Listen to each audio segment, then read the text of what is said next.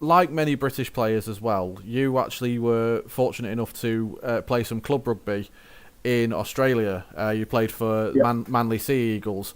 Again, I don't want to get too bogged down in kits and stuff like that, but the image of you in that iconic Manly kit sponsored by Pepsi, it looks amazing. How did the move down under come about? The move came about through Eddie McDonald. So Eddie was Dougie Lawton's sort of right-hand man and chief scout, as he used to call himself as well. And he had an affiliation, a friendship with Graham Lowe, the Kiwi coach, who was the then coach of Manly. And this was back in 92, October, November of 92.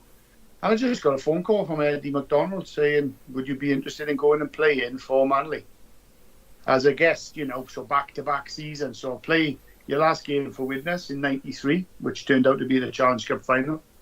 And then jumping on the plane the next day and flying over to Manly with my wife and my first daughter, my daughter then, she was only 3, my oldest daughter, yeah.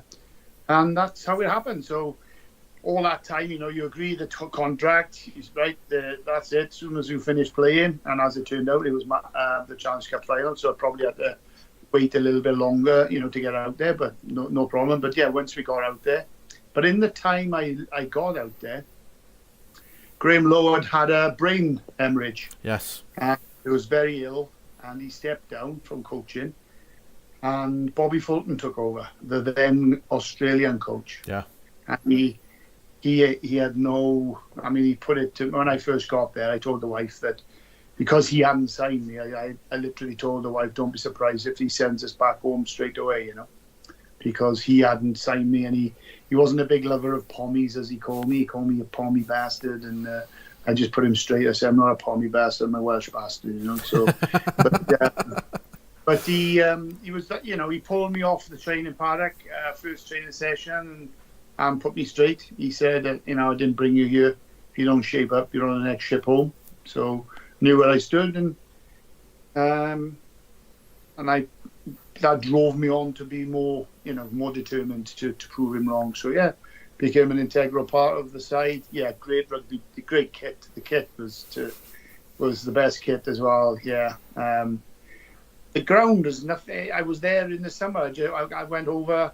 It's the first time since I left in '93 that I went back. So I went over to watch the British Lions tour the last couple of Test matches, and I went to Manly and met a few people there. And the ground hasn't changed much, apart from a fantastic $30 million facility on the north stand, and it's a centre of excellence there, and that's fantastic. And I had a look around there, but the rest of the ground hasn't changed much, and compared to a lot of the other Aussie rugby league sides who've got all these fantastic new stadiums and stuff, But great place to play, Brookvale Oval, as it was then. I think it's 4 Pines or Tall Pines or whatever they call it now. But yeah, great place, great. It was a great time for myself and my wife, and I struck up a great friendship with likes of Tony Iro, Dal Williams, both Kiwis. Yeah.